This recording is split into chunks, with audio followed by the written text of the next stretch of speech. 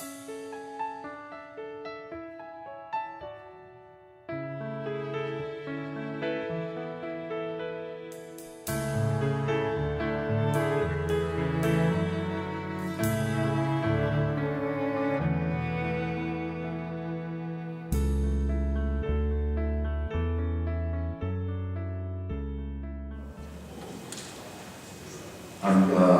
name is Brad Holmes. I'm from Central Illinois.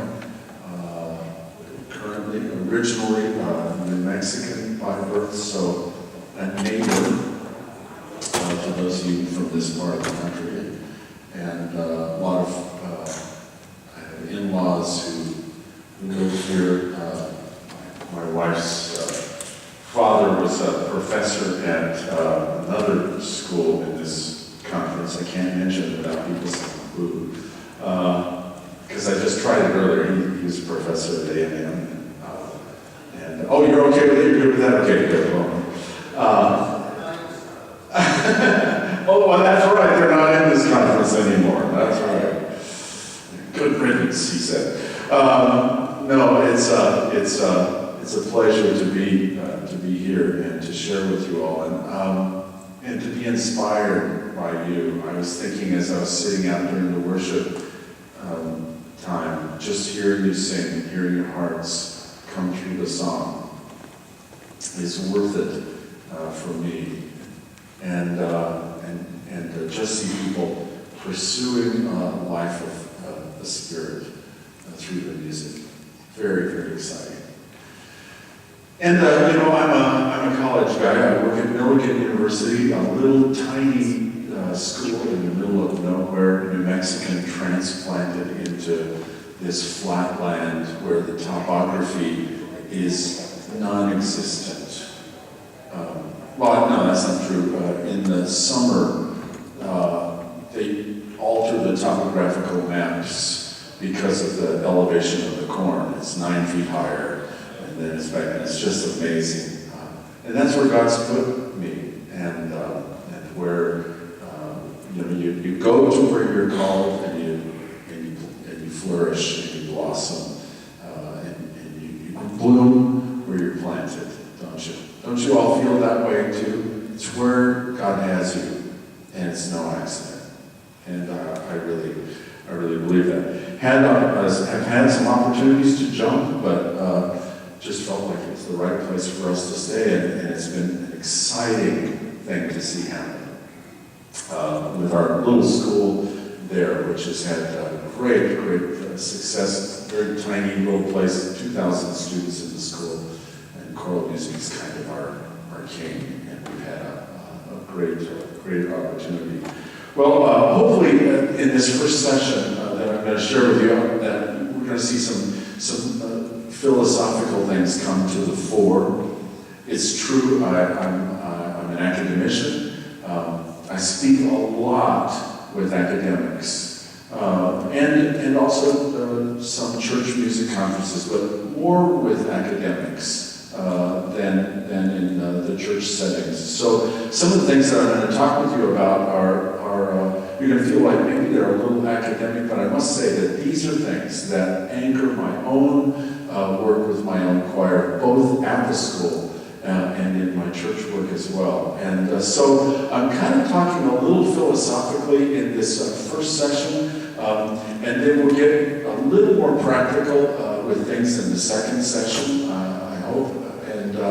And I hope that you can enjoy and make the connections when it seems like it's music that you wouldn't do in your church service.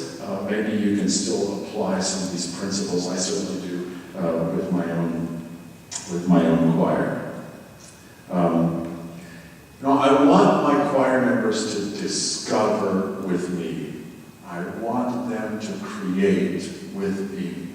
My approach with my college choir, my approach with my church choir, is for them to enter into the creative process. And that's why I've labeled these first three sessions as I have, this act of creation, the Trinitarian act of creation. I've talked about this a lot in academic settings, and of course, maybe not quite as overtly as I can with you, but the same principles have applied with them as I've talked with them. I've talked about the whole person. When I'm working with my choir, I'm trying to work with the whole person. This isn't hard for church people to get it, that we're mind, body, and spirit. And these are some things. By the way, I think I should have a handout for this. I just realized. Is there one back there? It's just a one-page take notes handout. And I don't think I saw it. Let's see if we have it. Then you wouldn't have to write down mind, body, and spirit. It would already be up there. You see, it's a single page. I'll go check with someone. Okay.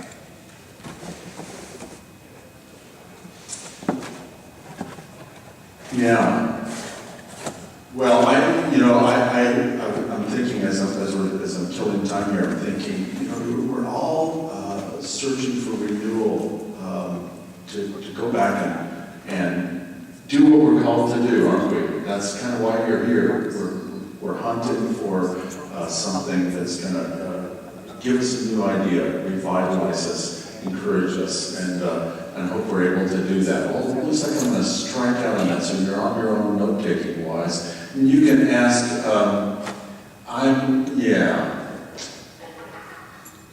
All right, well, we'll look around on that for the next session.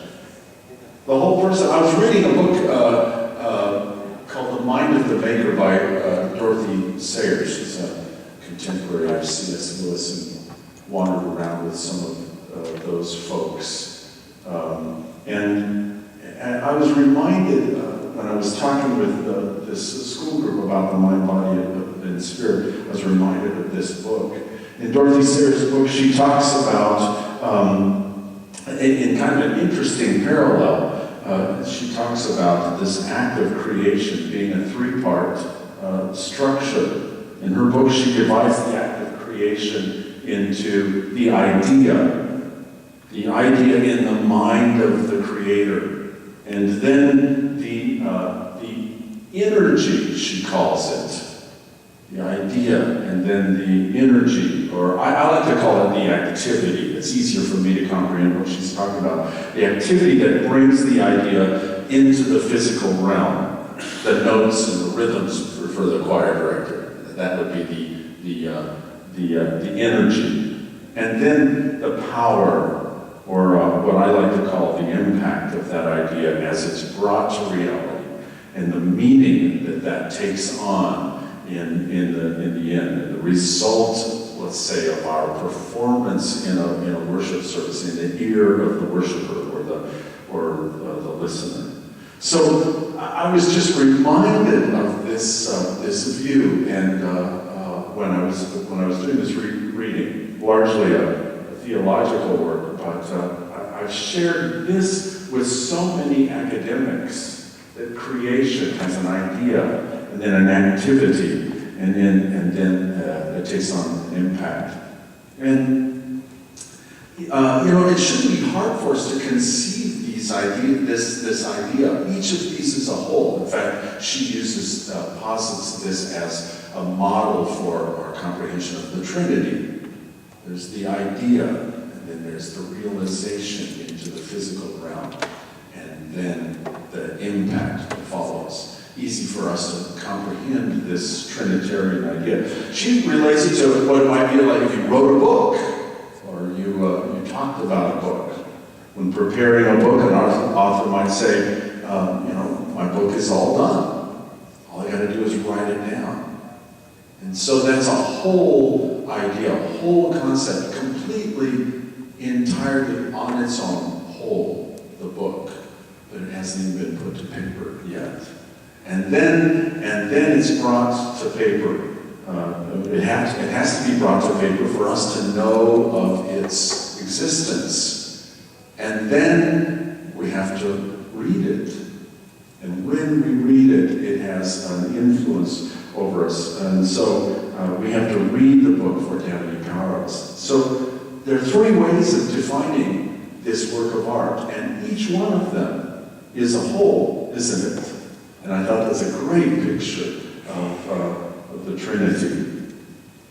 But my point for this model in my choral rehearsals is that we teach our choirs that just the activity is missing something. As we mine for gems in our rehearsal, we can use an awareness of these different parts to help us in rehearsal to achieve some of the things that we're after. These three representations of the music are separate wholes, and yet our understanding of each of them helps us comprehend the whole at a deeper level.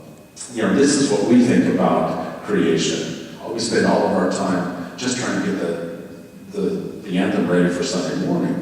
And of course, that's only natural. But the result is that the creative part of our own singers may be stunted for lack of attention, at least given to the other two spheres. So I just, before we kind of delve off into the reason that I'm speaking to you, I just want to be sure our choirs will benefit from a knowledge of the three-part creative process. They will grow from that if they understand that notes and rhythms are merely the flesh of an idea. This understanding will provide them with motivation, in other words, the impact, that little tiny circle, it will provide them with the impact along the way. If they can uncover little gems of meaning, little gems of the idea along the way in the rehearsal process, they will be motivated to make that rehearsal process move along quicker. That's kind of like what we do in school, you know, just be quiet and sing it, you're going to like it at the end. Or maybe we do have to do that with our church choirs too. You'll like it. That's all they know. I like it, I don't like it. And the discussion for students tends to end right there. So I want to motivate them to move them along. It's a little bit like saying, eat the whole pie and then go ahead and taste it and let you know what it tastes like.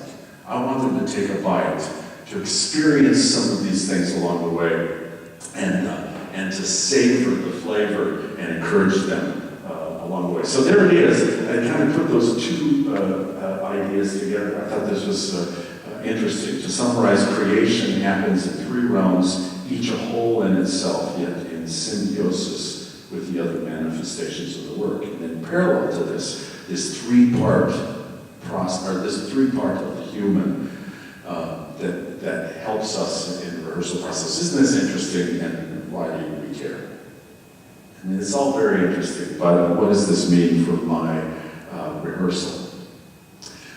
Part of the problem with students, and I would say part of the problem with people who don't have a faith background, is that they may be totally unaware that there is another realm going on. They're unaware of this hidden meaning that falls underneath the notes and rhythms. And one of my jobs as a teacher is to try to reveal some of that to them. So I spend time initially trying to uncover doors to the unseen realm. You might, as worship leaders, say doors to the spirit.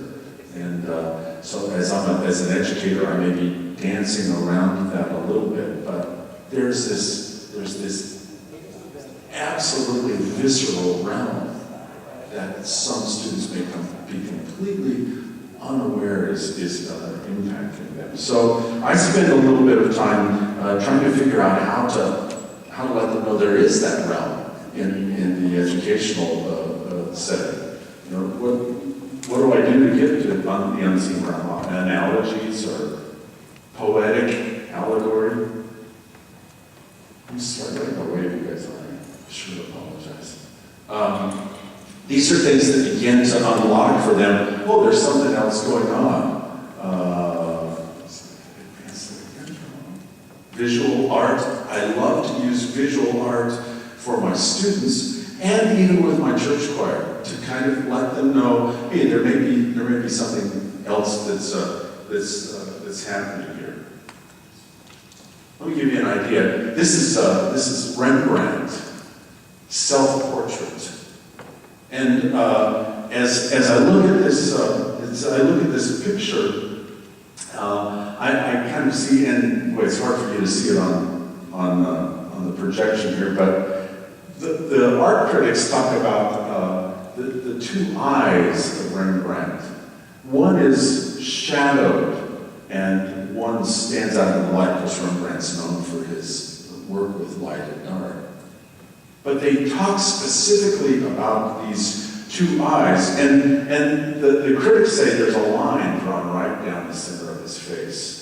And of course, you can't see the other eye, but if you could, I think you would capture what they begin to speak of. They speak of how the light, the eye in the light seems to be more confident, and the eye in the dark seems to have questioning sort of demeanor about it.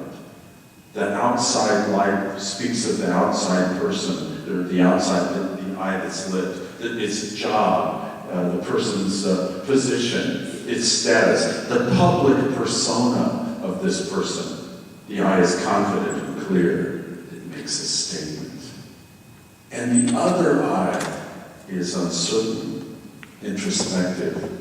It asks a question. It speaks of the inside of the person. That is a great picture for my students to look at and go, oh, there's what you see and what you don't see. And begin to unwrap that. As I begin to hear this and look at the eyes, all of a sudden I'm captivated by what is it about Rembrandt that made him draw this of himself. Now I want to know about who he is. I don't care about the brush strokes. I don't care about the light and the darkness. I'm just fascinated by him, and I'm drawn in to who he is. And so, if our singers are aware that there are unseen ideas with layers of meaning underneath them, that's a step to getting them aware of this idea. How else can I get them to the idea? The things that we see with our eyes sometimes have hidden meaning. Can you catch, Mr. Watt? Yes! And tell me about what you just caught. A baseball. Can you tell me anything else about the baseball? It's got the cover's kind of ripped off. It's a piece of junk. Don't rip the cover off, by the way. It's a piece of junk. Is it a real baseball or? No, it's a little softer, isn't it? Yeah, it's got a soft center. It's very obviously a youth baseball. That's an old baseball. Throw it away. No, don't ever throw that away. That's my son's first hit. And I will never throw that baseball away.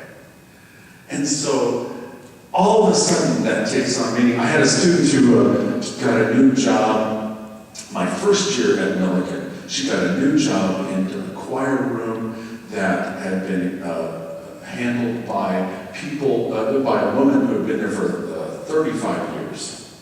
And she went in there and, there was just clutter everywhere, 35 years of just junk. And so she called me and said, I cleaned out the choir room, we're ready to go. I said, that's fantastic. She goes, I also cleaned out the choral library, and I threw away everything that was published before 1990. Old, rotten, grungy music is just junk. Old manuscripts written by monks in a dark cathedral while the people outside were dying of the plague. That's interesting. And people have an understanding of that. If we can just reveal those stories to them, those ideas. So that's what I wanted to talk about today, is the idea. We're going to talk about, in my sessions, these three spheres, and I wanted to hop to the idea. I want to talk about how often this hidden meaning can be activated if we can kind of research the idea and find out what it is. We can do some amazing things with our choirs. How do we get to the idea, the composer's idea? We could start, that which was in the artist's imagination, the spark, the The concept before it took form, is that important for us to know? And could that motivate our choirs in a special way? I start with areas of research. This sounds academic, but boy, and can we do this with our church choir when we're just trying to get the next anthem up and going? Yes. And if there's any of these little areas of research that we can grab, these might help capture what this piece was about. You all know about this from hearing hymn stories. Everybody loves that service where you reveal the story behind the hymn. And suddenly you can't sing "It Is Well" again without seeing a man on the deck of a ship overlooking the storm and dealing with the inner storm in his own life. You can't sing it again because you know the story. And, one of the great people that I followed for so long sang in his choirs in all states and just thought he was a master. He said, "I will never do a song unless I know the story." I can't get that all done. So I make them up sometimes. But some way, I'm looking, trying to find out what is motivating this whole thing. And then, as a part of my rehearsal, I'm learning how to ask questions of my choir to get them geared in to these ideas. I'm asking questions, and that's really what our session is about today. How am I going to get them questioning, imagining, thinking, doing something more than quarter notes and whole notes? What are the things that are going to keep them from just aimlessly walking through the art gallery and not stopping in and seeing something? Right? My wife puts our kids when they were growing up, put our kids on a summer program every summer, and one of our programs one year was art galleries. We're going to teach our kids about art. They're all young. Morgan was 10, I think, at the time. And so we decided, this is the art summer. And I'll never forget when that first summer we went to the art gallery, and the kids went in there, and we walked through about 2 rooms, and they're like, "When's the ice cream? Do you like it?" "Yeah, it's great. When's the ice cream?" And we realized, boy, if only we could focus them. I mean, I think it's good they now know that there is an art gallery. I think that's good. And I think when we teach and when our church choirs sing, it's good for them to know that there was a composer named J.S. Bach. I think it's good. But unless I can kind of help them get focused, this aimless wandering through the art gallery is difficult for them to gain much from. The difficulty, of course, is how do I ask questions in my rehearsal without the whole rehearsal just breaking down? And I could spend 2 hours talking about that. But I will say this, that great teachers and great conductors learn this skill very quickly. How to engage the imaginations of their crew without losing time in the rehearsal. What do they do to keep them answering or asking questions of their own without, okay, now, what do you all think about this? That's, we're done, right? Who's got an idea? Okay, maybe once in a while, but I don't ask questions. I don't ask questions to the milieu. I try to ask individuals. I try to note individual possibilities. What do you think about that? Why that? And what's happening? So I want to talk about how do you bring questions into your rehearsal and getting them thinking in the process. What kinds of questions can we talk about? Contextual questions. Now, you've done your research, so you already know a bunch of the context. I don't think it's all that effective to begin every rehearsal or every new piece with saying, okay, now here's the history of this piece. In fact, I rarely do that. I'm not saying it's against the law. I'm saying they're there to sing. And so how am I going to bring that into get their thinking. But if I know the context, I've already written tons of notes in my music about the possibilities, and I'm going to feed them little possibilities along the way. I'm not going to ever get the whole story to them, but maybe I'm going to get them thinking. I know I do, because I have members that leave my rehearsal and go and look it up. And they come back and say, you probably didn't know this, but did you know? And they'll feed me the whole story. I say, that's amazing. Would you share that with somebody else? And then now they're a part of the process. So this context. Compositional questions. These are my favorite. I just love compositional questions. What was that composer thinking? What were they imagining? Wait a minute, piano, that's not right. Can't be piano there, that's the moment. Then they went to piano? Why not forte? I mean, these kinds of questions are really key. These two kind of align some too. Contextually, you'll find why did Haydn put trumpets in the Agnus Dei of that mass? And Beethoven imitates it later. Why? Well, you already knew that by the context that was right in the middle of a conflicting time of war for them. And so you understand, you already knew all that. So the compositional and contextual can line up and overlap, can't they? Why drums? Why trumpets? Have you seen that motive before? What was it set to before? Why unison there? Whoa, 8 parts. We don't even have that many in choir. How's that? What was he thinking? What forces are involved in the interplay of notes? Randall Thompson's Ye Shall Have a Song and Gladness of Heart that closes this multi-movement work based on an early American painting. And it was called The Peaceable Kingdom. Have you heard of it? And Ye Shall Have a Song.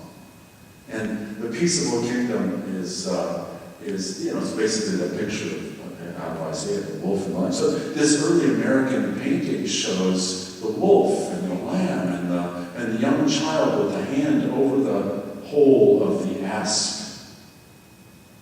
And then in the background, and this early American painting by a Quaker preacher, there in the background are the Indians making treaty with William Penn. And he's supposed to set up a piece of music to that painting. And you can see, the painter of this painting, his name is Hicks. You'll want to go look up Hicks. He made about 100 of these paintings. That's how they didn't pay him for preaching in the Quaker background, so you made your money by painting. About 100 of these paintings. And there's that conflict, and he's just hoping somehow that something good can come out of that situation. Randall Thompson's told, write a piece of music on that. And you know what he's left with? These great texts from Isaiah. You shall have a song in gladness of heart when you come into the mountain of the Lord. What's he going to do? It's an a cappella choir. He says, I'm going to set the men against the women, and they're going to sing the same thing against each other. Pleading for peace. He's got the men and the women. When I told my choir that story, it transformed the way they sang. All of a sudden they began to see the men are singing, and then the women are echoing, and the men are pleading for peace, and the women are pleading for peace, and we don't have peace. And then together they sing, to come into the mountain of the Lord. And he writes a theme, to come into the mountain of the Lord. And he describes the mountain in the shape of the melodic line. And they sing it together for the first time. When my students understood what was happening, they could not sing that piece. just amazing. Because they knew, they knew the idea. So, composer's decisions. What about the student as composer? I love this. Or the chorister's composer. I use this a lot. If this was set for an instrument, what instrument would it be? Because that's going to alter the way they perceive the tone. And so we do a lot of that. And so they're singing like flutes, or they're singing like cellos, and I hope those are two different sounds, as I'm working for different tone. And my church choir likes that one a lot because it's easier for them to comprehend. The meaning of sounds. Other kinds of questions. I'm just going to bump them forward here just a little bit.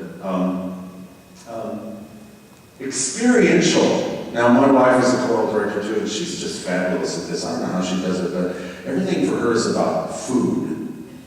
And she can take food into a rehearsal and they just sing completely differently. No, that's like spaghetti falling off the plate. And they know what she means by that. I haven't figured that out yet. When the bubbles come up to the top of the Dr. Pepper, they sing differently. And so she draws on their experience. College students draw on, I can draw on movies with them if I deign to go see some of those movies. But they're always, they know exactly what you're talking about, and they'll change the way they're singing based upon those experiences, events in their lives, foods, colors, shapes.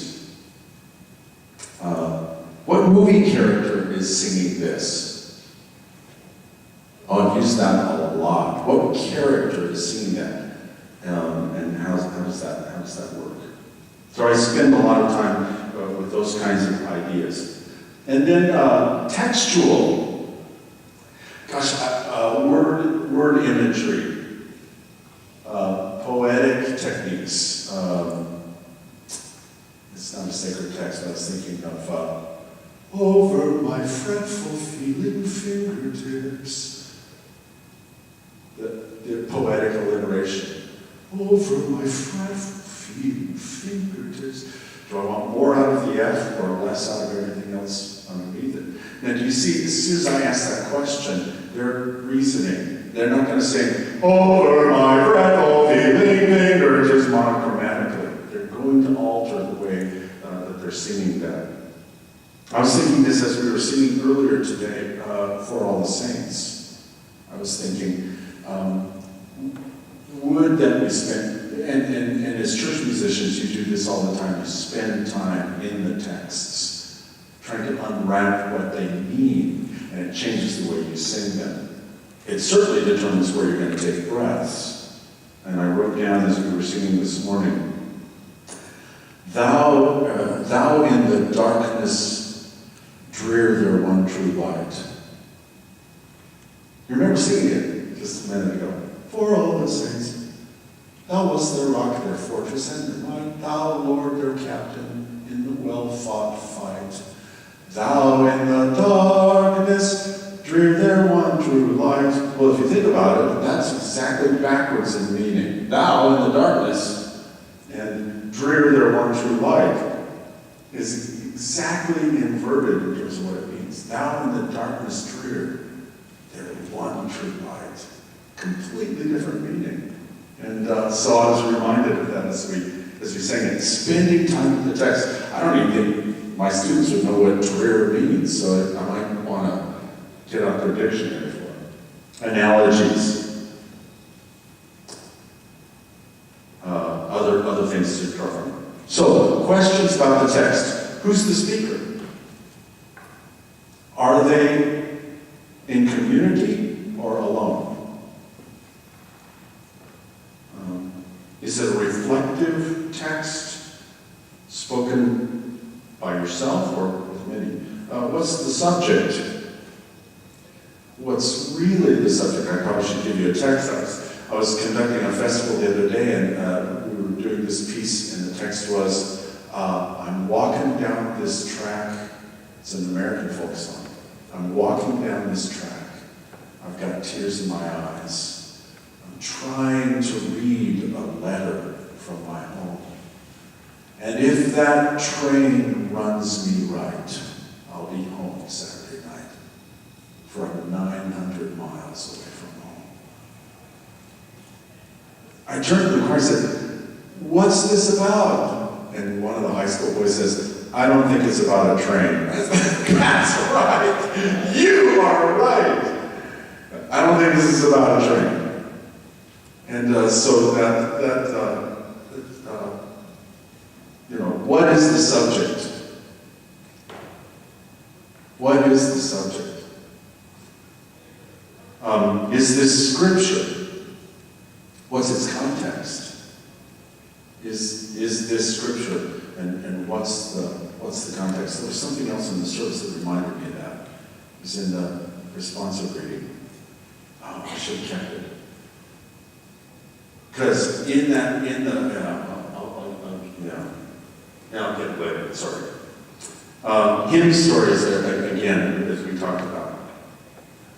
Well, okay, so that's sort of the precursor, ideas of questions, and then how do you integrate it into rehearsal. So let's just play with this just a little bit, okay? Take out "We Are Redeemed." Did I get my baseball bat?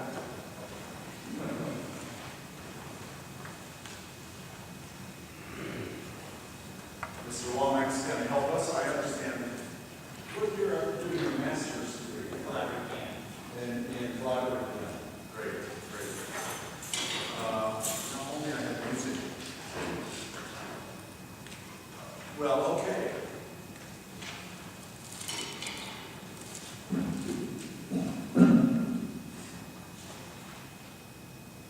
Right where you sing. 2 and 3 and 4.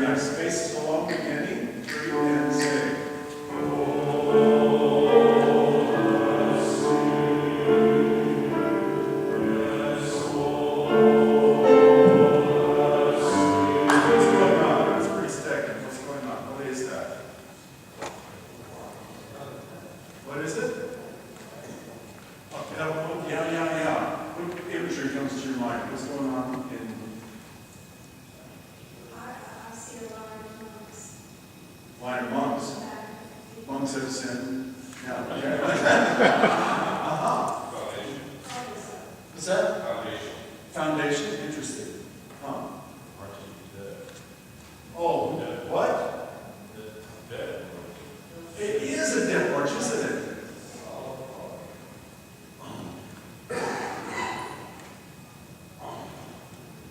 Pull your word with you. Sing and go.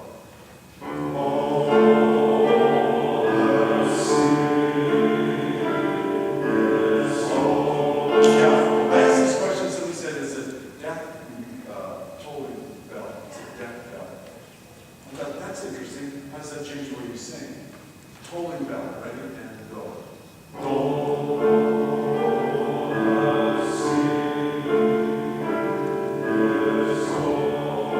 I like this, and automatically, now I could have said accent each note and let each one decay, but I gave you the imagery of, and I do think there's a plodding, but the sustaining seems to rob the alphas and tenors of this shape. Alphas and tenors and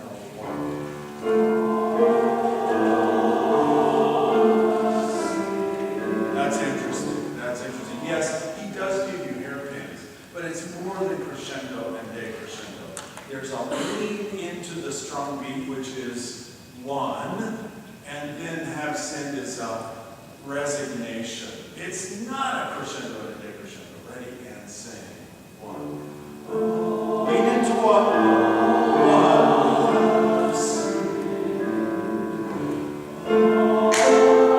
Add the death toll to it. 2 and 3 and bass.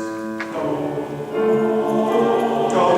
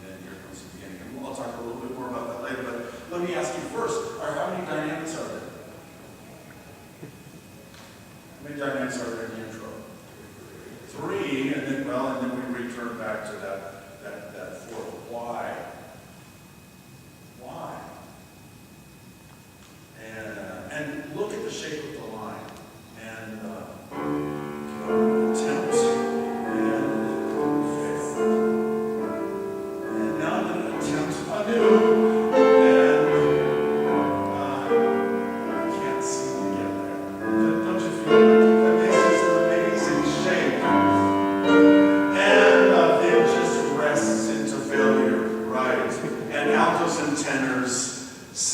that for me. Turn the page to page 6, please. Why up an octave? Page 6. And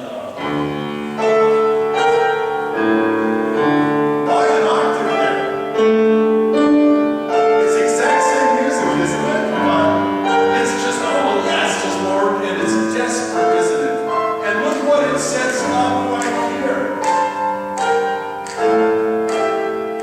What are the descending sixths? What's happening? What's going on in your mind's eye? Descending, descending, descending, and falling into resignation. And out of nowhere, a new figure. What's the interval? Perfect fifth. And thus, everyone. One.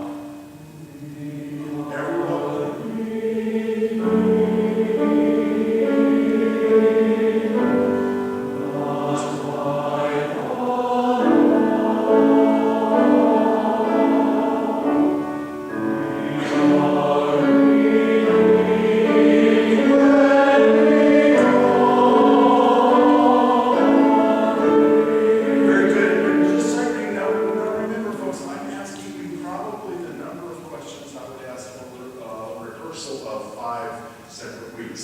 I'm not going to ask all these questions in the first rehearsal. You did that. I'm kind of fast forwarding. This is one of those, what do they call that, where you see the flower blossom, just like that, right? Time lapse. This is a time lapse rehearsal. I'm doling these out one at a time, maybe none in the first rehearsal. Just trying to get them a few notes so that they can kind of get it. We are.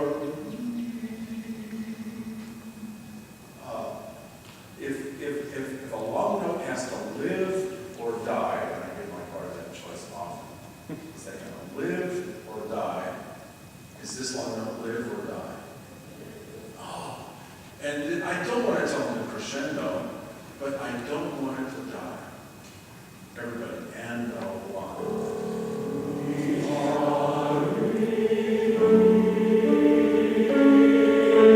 By the way, you're not aware of this, but immediately when you took note of the long note living, you sang read softer, which is thankfully a great solution. I really don't want to be reading, right? Does law live or die? Law. Let's try it. Let's try to die. We are redeemed and one. We are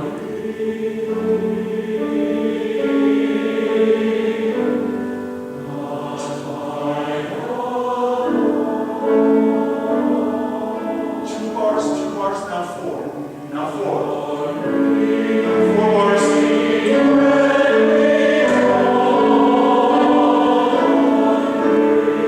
Yeah.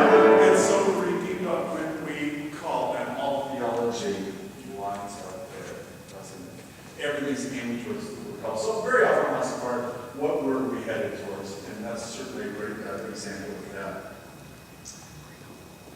We are reading corporate or alone. Who's speaking? It's interesting, isn't it? That's a tough call, isn't it? There's something so personal. And it reminded me, as I was preparing, I was reminded, we are unified in our sin and our salvation. Isn't that amazing? And when I sing, we are redeemed, I'm thinking about myself, I'm not thinking about you. It's very, very personal, isn't it? I am redeemed, but we seems like we've all been there, we've all dealt with it. Well, golly. By the way, just for the fun of it, go to the last system. The last system. Watch the piano. Same, this is the same theme as the opening, which was attempt and fail. And look what the composer does. Last system. And there's the attempt, and then down, and he stair steps up.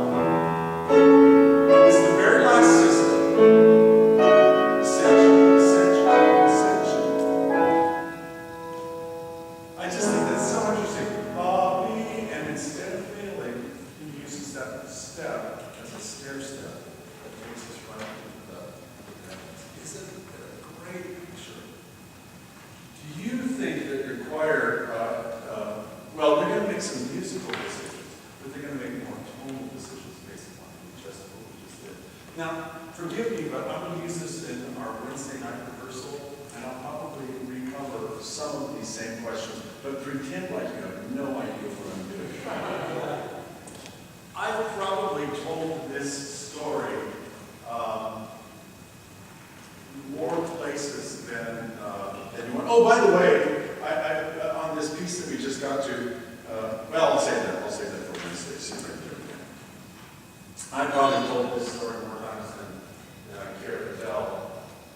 But it's a reminder of learning how to ask the right question. And great teachers learn how to ask the question that unlocks the imagination and unlocks the idea. I was just finishing up my choral techniques class at Millikan. We had just covered the Baroque period, and when I teach the Baroque, I teach about contrast that is introduced in the Baroque. And you all know what I mean. It kind of begins with the Gabriellis singing in two separate choirs, and these divided choirs brought this contrast that was world famous. And then they put dynamics to it, so the opposition, forte and piano.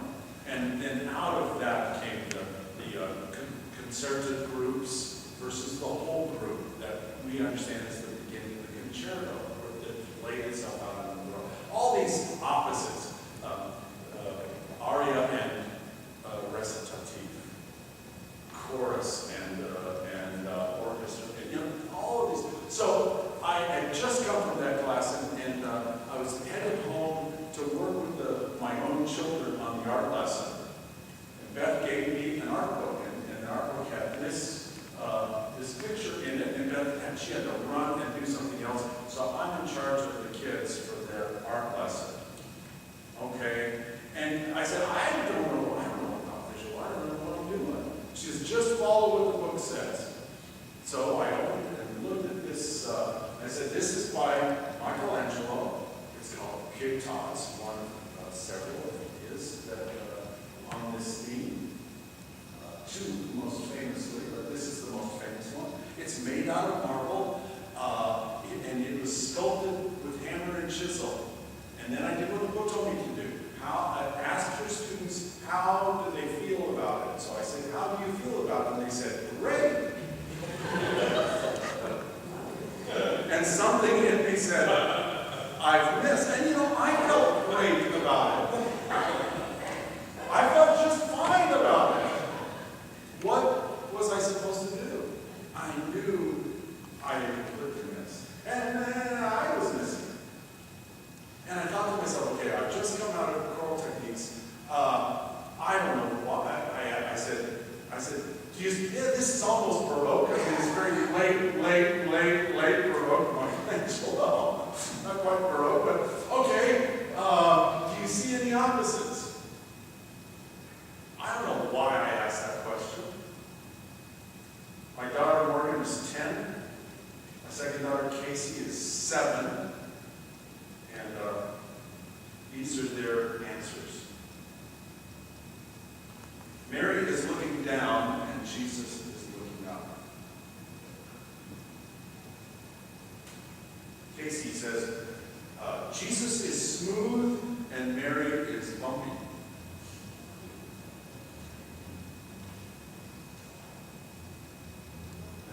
And Morgan said, well, that's because Mary has clothes and Jesus is naked.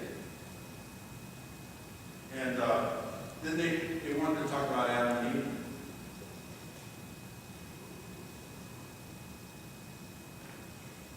Mary's hands are up, and Jesus' hands are down. That was Casey. And Morgan says, yeah, but they both killed an Adam.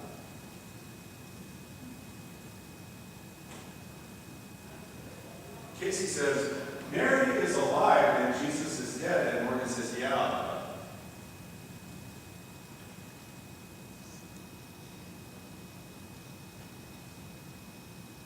Mary is vertical and Jesus is horizontal. Or I think they said sideways.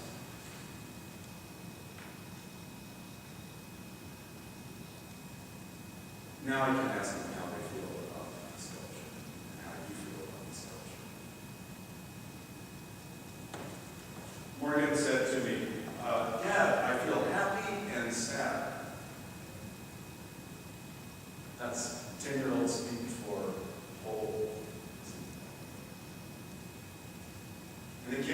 1967. She goes, Dad, did Michelangelo know that he was writing, or putting in all those opposites? I went, that's the question. That's the question. I've read up on the work since. I've learned that it's Christian iconography pointing toward the concept and doctrine of the Trinity. It's pyramid shaped and the resulting meaning of balance. It's unequal proportions that allow for a grown man to be held on the lap of a young woman. In fact, the critics say that if Mary stood up, she'd be 6'4". He knew he had to do that to accomplish proportion. I've learned about the timelessness of the sculpture as depicted by the youthful Mary and the full-grown Jesus. I've read stuff about it, but I've never been moved like I was that day. I stumbled on a question and allowed my 7-year-old to unwrap the art.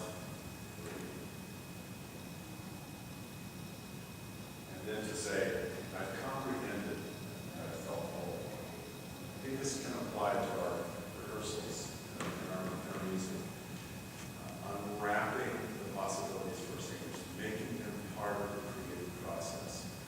And in the next session, I'm going to talk about some more pragmatic ways to do that.